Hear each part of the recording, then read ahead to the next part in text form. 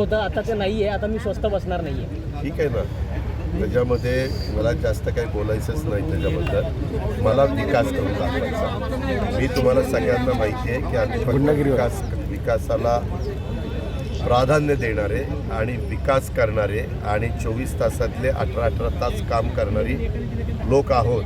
आणि हे काही आम्ही आज दाखवत नाही. आजही मी तुम्ही कोणाला विचारा, सकाळी 6ला कामाला सुरुवात करतो तेव्हा. त्याच्यामध्ये एकाच दिवसापुरतं ते नसतं. दुसऱ्यांनी कुणी काय बोलावं तो त्यांचा अधिकार आहे. आम्हाला पंतप्रधान म्हणून तिसऱ्यांदा मोदी साहेबांना देशामध्ये पाठिंबा द्यायचा आहे आणि निवडून जास्तीत जास्त खासदार द्यायचे. ही आमची भूमिका आहे आणि त्याच्यातनं देश पुढं गेला पाहिजे. जागतिक स्तरावर देशाचा नावलौकिक वाढवण्याचं काम जे मोदी साहेबांच्या नेतृत्वाखाली झालेलं आहे त्याला पुन्हा अधिक कशी गती देता येईल हा आमचा प्रयत्न.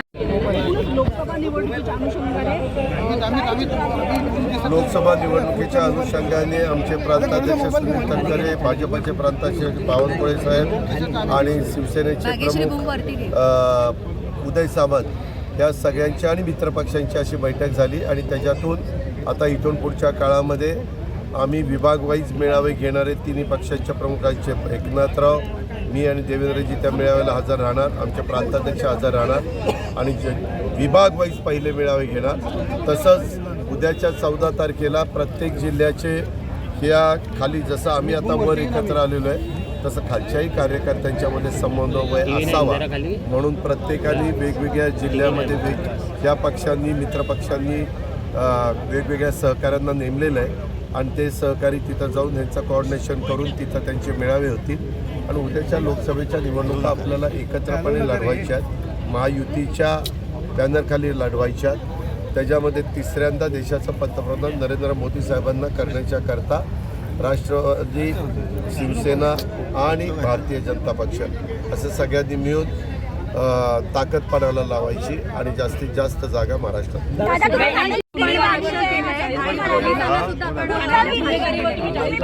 मला ऐका ना, हे जे काही प्रकार चालतात तुम्ही जर तसं बघितलं तर संपूर्ण राज्याचा विचार 36 जिल्ह्यांचा करता हे असले प्रकार थोडेसं जास्त ठाणे जिल्ह्यात चालतात. त्याचं कारण असं आहे, ठाणे जिल्ह्याचे एक तर पॉप्युलेशन जास्त आहे.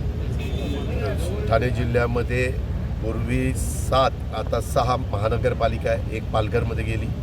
त्याच्यामध्ये बाहेरनं मोठ्या प्रमाणावर लोक इथं कामधंद्याच्या नोकरीच्या निमित्तानं आलेले आहेत. नागरीकरण प्रचंड मोठ्या प्रमाणावर झालेलं असल्यामुळं ह्याच्यातून काही अनधिकृत कामं इथं होतात, ते होऊ नये. मग बांधकामं असतील किंवा इतर गोष्टी असतील त्याच्याकरता कायदा सुव्यवस्था चांगली ठेवणं हे पोलिसांचं काम आहे आणि तिथं राजकीय हस्तक्षेप न होऊन देणं हे राज्यकर्त्यांचं काम आहे.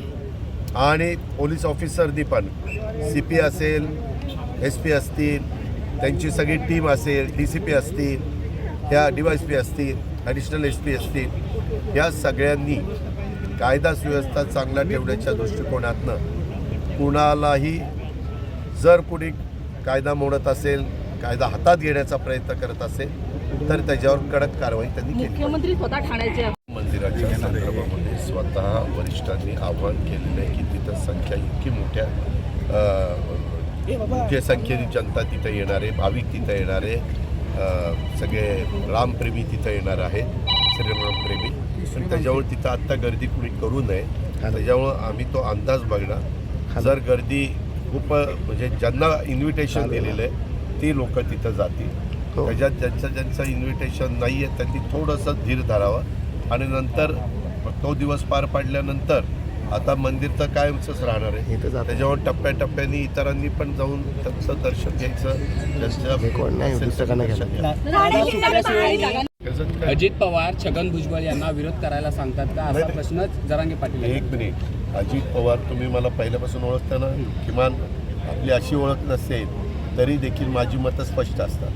मी आत्ता देखील आरक्षणाच्या बद्दल काय भूमिका मांडली ही मांडलेली. त्याच्या संदर्भात राज्याच्या मुख्यमंत्र्यांनी सर्वपक्षीय बैठक घेऊन सर्वपक्षीय बैठकीमध्ये कुठल्याही दिलेल्या 65% आरक्षणाला धक्का न लागता इतर आरक्षण कायद्याच्या नियमाच्या चौकटीत जे हायकोर्टात सुप्रीम कोर्टात टिकलं नाही ते टिकवण्यास सारखं त्याच्यात मागास आयोगाचा अभ्यास, इतर न्यायाधीशांच्या संदर्भातली समिती, त्यांनी केलेला अभ्यास, असं हे सगळं एकत्रपणे करून ते कसं सुप्रीममध्ये टिकेल याबद्दलचा प्रयत्न चाललेला आहे.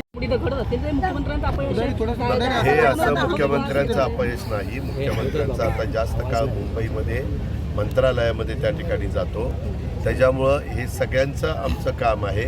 मुख्यमंत्र्यांचं आहे, माझं आहे, देवेंद्र फडणवीस साहेबांचं आहे आणि आमच्या सगळ्या इथल्या पालकमंत्र्यांचं आहे, इथल्या मंत्र्यांचं आहे, सगळ्यांचंच ते काम आहे. त्या पद्धतीनं तुम्हालाही माहिती आहे की मी माझी मतं स्पष्टपणे मांडत असतो आणि मी आत्ता बोलताना काय सांगितलं, पोलीस ऑफिसरांना सांगितलं की माझं तुम्हाला सांगणं आहे की तुम्ही अजिबात कोणाच्याही दबावाला बळी न पडता त्याच्यातनं, जसं आता परवा पुण्यामध्ये देखील एक गुंडावर